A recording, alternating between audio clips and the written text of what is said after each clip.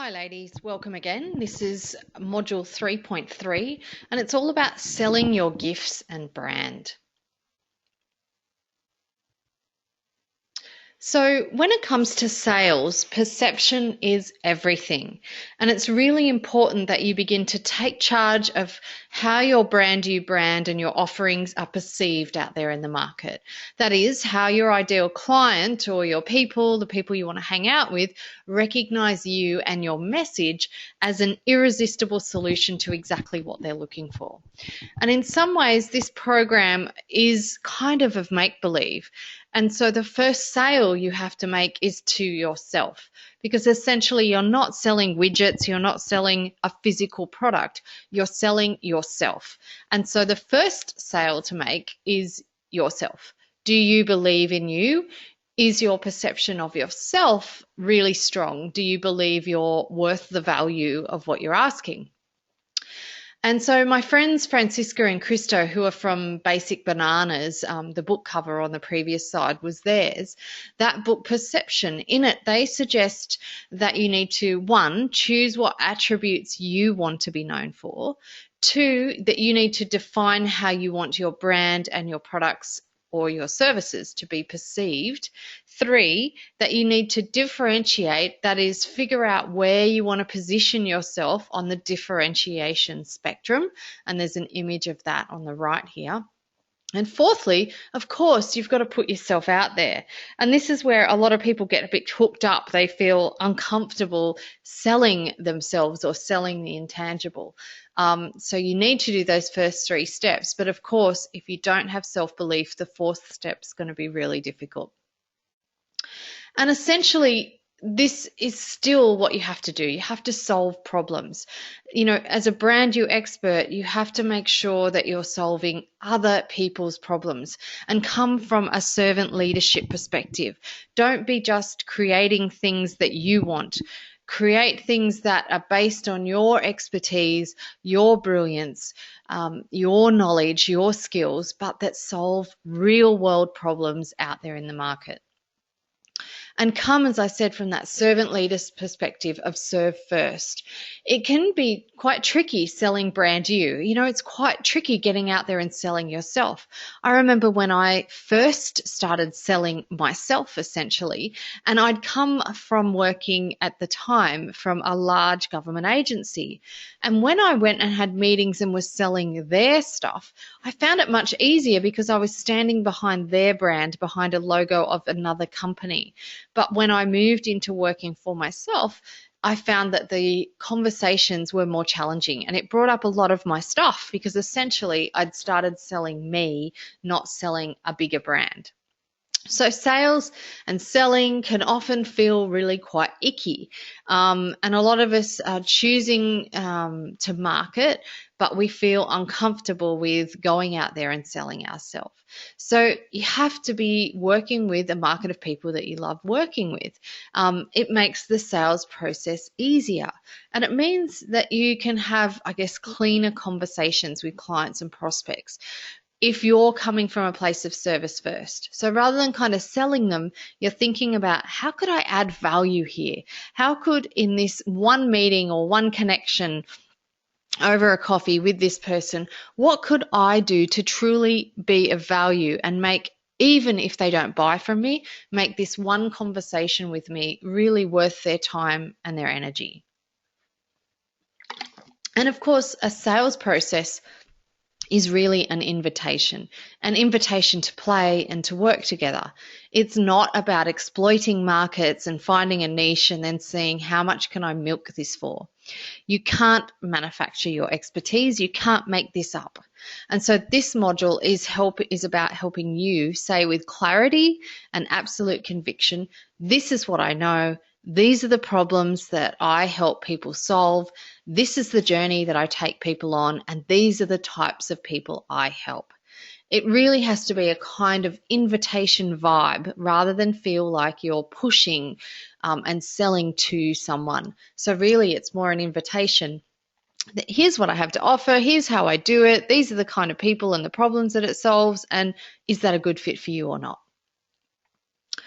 What you also want to do in that meeting is share your wisdom. And really, I want you to think about this every single time you share information. So when you're doing a post on Facebook, on social media, on your LinkedIn, whether you're meeting someone in person or in a meeting, make sure that rather than just sharing updates about who you are and what you're up to because you're super cool, or rather than just selling and pushing and going, here's my latest thing, buy it, you want to be sharing wisdom, stuff that's going to add value to them. And it's always coming from that place of problem solving. And that way, you're never selling, they buy. So people actually ask you for information or they want to hear more because they want to buy, and not the other way around where you're selling someone into something. Now, a qualifier I want you to think about is that really you should be aiming for success 50% of the time. And I don't mean aiming for it as in you think, oh, I'm not going to bother. I'm only going to put a half-assed effort into this because it's not going to fly anyway.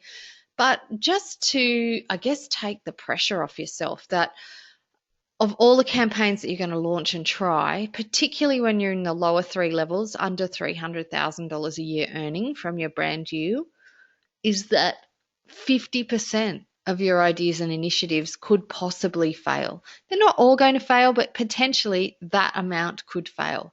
So you've really got to get comfortable with failing. You've got to be testing and trying and expecting that, not expecting everything to go perfectly.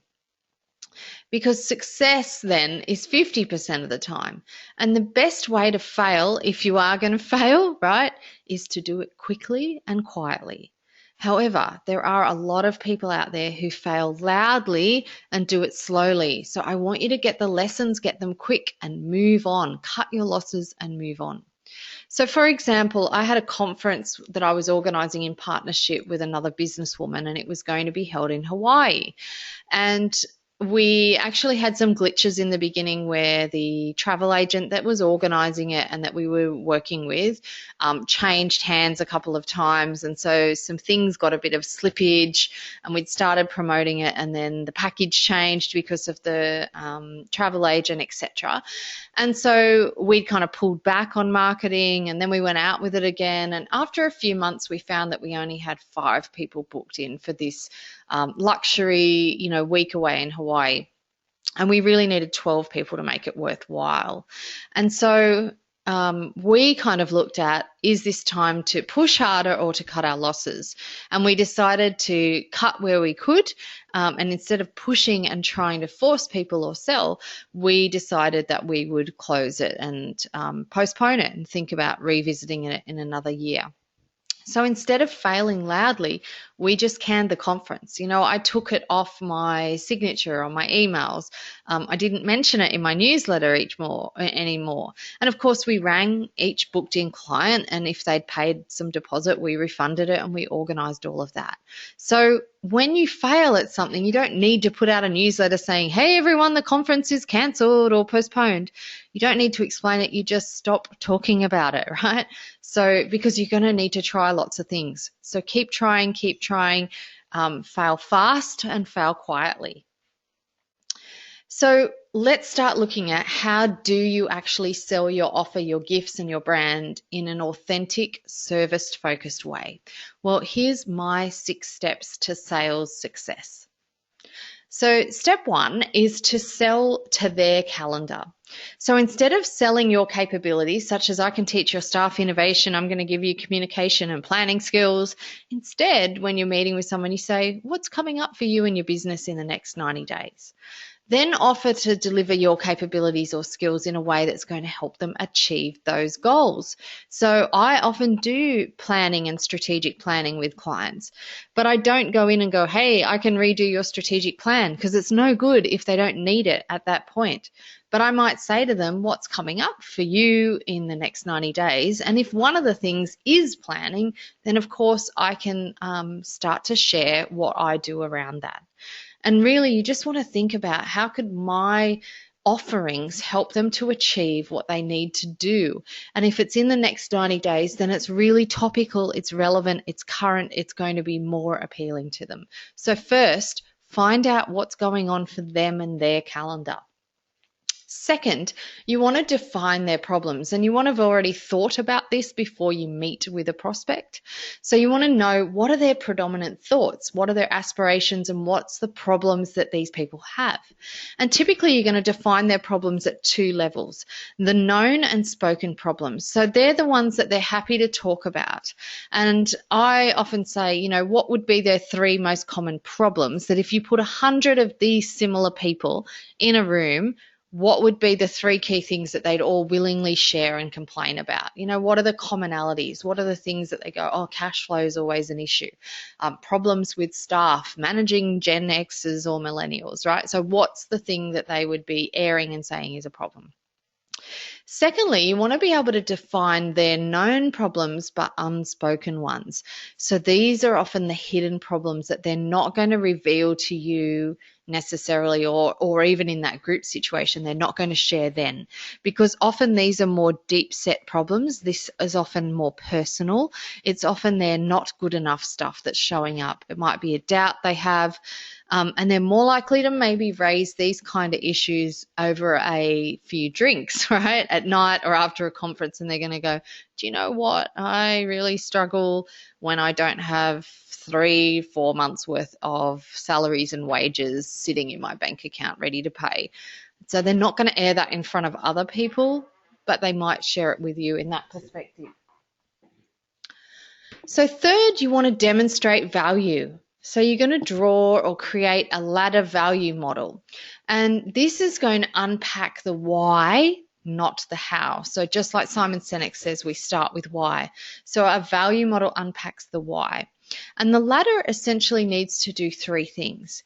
It needs to firstly allow them to see where they're at. So you've got to make it personal. They've got to be able to see, which rung of the ladder am I at currently?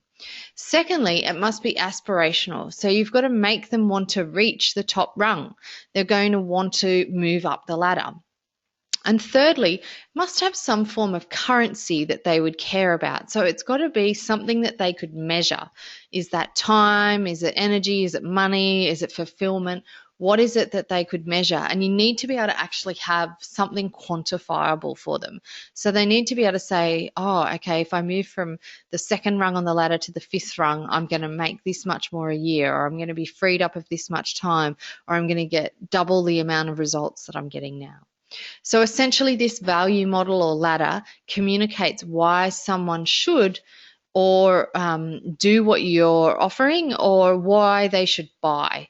This is really kind of a very convincing and very visual way for them to see what you have on offer.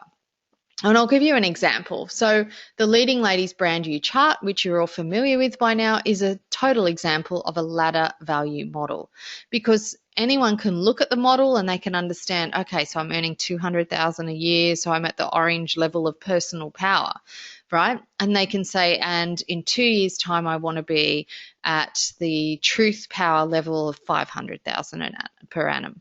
And so that might be what they aspire to. And there's obviously a measure of currency. So they go from 2 to 5, I want to make an extra 300,000. So in this case, it's dollars. But it's easy for them to see and how they could move up the chart. So then fourth is you fill in one of your topic sheets, and you have that with you, or you are ready to share what's on that topic sheet. And the topic sheet for us, the UQ Powerhouse sheet, is our unique selling tool, because it helps you create an environment where people just want to buy from you. If you share what's on your UQ Powerhouse topic sheet really well, you'll find, and you follow just the simple system of the 4 quadrants and the fifth part, the UQ, if you share that well, you will find by the end of that conversation, people are nodding naturally. So it's really important to use this when you're the product. And as a brand new business, you are the product. And it overcomes that kind of weird ickiness that you get of selling you. So it's very cool, and it's how you go about moving people from the theoretical of what you know into the practical part of starting to make your business make money. So you essentially share what's on your topic sheet, and I usually work through in a certain order. So I always start with the vision or the why. I go to the facts and the IQ. I move to the body and then to the EQ. So I move around the quadrants in that way. Then the fifth step is the invitation. And so this is the time to invite them to buy what you have or to share what is it that I have on offer and do you want to play? And all you have to do here is work through your campaign cluster. So when you're thinking about your campaign, you're thinking about what's your position, and this was on the previous videos. Who is it that you help and what the process is? So at this point, you're merely just sharing this with them. You go, so what I offer is this, my position. Who I typically work with is this, the people, and the process of how we do that is this. And then the last step, of course, is just getting their commitment. And this is not about bend their arm behind their back. This is just getting them to commit either to a time. So it might be, okay, so you're really interested in starting this coaching. In the next month, I only have 2 available slots left and they're on this date and this date. Would either of those work for you? Or a dollar sales amount. So you agree on, okay, so I'm going to deliver this by this date and here's how much it is. So you either get a commitment in the diary appointment or you get a contract or a price. But of course, you might get neither because the person may not want to buy. And it might be just that it's not their timing, it's not exactly what they need right now. This is not about a convincing sales argument where you're trying to screw someone down. I really want you to be in a place where you're not selling, where you're offering, it's an invitation, and they can either choose to take it or not. So in summary, again, here's what the 6 steps are. It's ask about their calendar, so what's coming up for them in the next 90 days. Talk about the problems that they're thinking about, the spoken and the unspoken ones. Talk about the things that they want and how to get there, and that's using your value model, the ladder. Share with them how you can get there using your UQ Powerhouse topic sheet, which is kind of an education and a gift. So in a way, this is the part where even if they don't buy, you've been of service because the information you would have shared through your topic sheet should give them quite a bit of information just from your meeting. Then you ask for their commitment. You give them an invitation to play, and then lastly, you ask for their commitment. Now, I want you here to not get attached to their outcome, right? It's not about whether they buy or don't buy. I don't want you to really go into that typical sales training of how to handle objections and how to, kind of basically twist someone's arm and talk them into it. People either don't want it or they do. Don't get attached to that outcome because there'll be someone else who's ideal. This is purely about sharing what you have, making an invitation, and then letting them choose. So a final word on sales is I want you to consider the evolution of the sales process. So over the years, sales used to be a transactional thing, right? It really began as this transaction thing that really was more about how clever the salesperson was. Are you clever enough to, cheat me? Talk me into buying something. And this is when it used to be often door-to-door salespeople, right?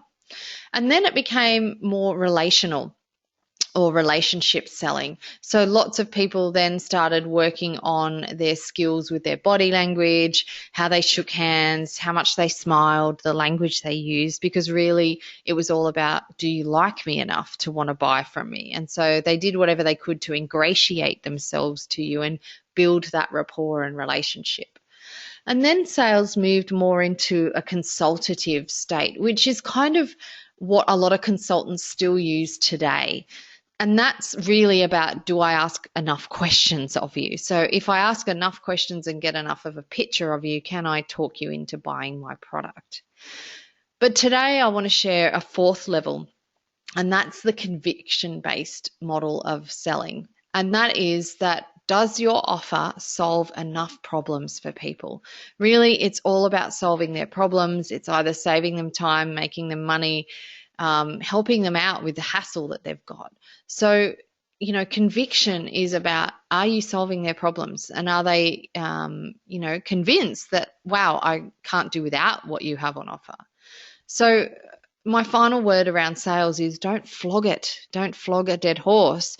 You make the offer, you position it well, you give them good information through your topic sheet, and then you just leave it with them. Let it land with them or not. Let them decide if they see the value or not. It's not about selling and pushing. It's about offering something and then letting them choose. Price then becomes a conversation and is not an issue, because if you've really delivered it with conviction and it solves enough of their problems, it really is just then a discussion about the price. It's not going to prevent them. So conviction, as I said, is also twofold. It's how much conviction do you have? How much do you believe in your message? Because there's no point trying to sell something that you don't believe in. Really take a step back and think, would you buy your own services? If you're asking someone to pay $5,000 for a package of so many coaching sessions, would you pay $5,000 for the same amount of coaching or mentoring services? Because if you're not willing to pay what you're asking them to, how could you ever expect them to? And so you might want to think about your own history. What's the highest price you've paid for your own development, whether that's personal or professional, technical, whatever. I remember back in 2009 was the first time I paid a large amount and jumped up from paying a couple of $1,000s to paying $15,000 for being part of a business mastermind in the US. And, to be honest, I almost peed my pants. And I knew I could pay for that and pay it off, but it was still such a big decision because it wasn't just the 15,000, it was probably another 10 or 15,000 on top of that, because the 4 times a year that I needed to be part of the mastermind, I had to fly to the US and of course have accommodation and costs. And so doing that and stretching myself meant that suddenly I was able to have much bigger price conversations with my own work and my offers to others. So it really enabled me to start asking for more and adding more value and being more comfortable with that because I'd paid for it myself. So it meant I actually saw the value in it. So to date, I have spent hundreds of thousands of dollars on my own professional development. I have paid individual coaches more than that 15,000 now. I'm currently working with a coach and have paid almost $30,000 to work with them. And you know what? It's been worth every single cent. So really, I want you to think lastly about this is not about selling, it's about offering. And how much are you worth? Would you buy your own services? I hope that's been of use for you. I'd love you to share your thoughts in the Facebook group. See you in the next module.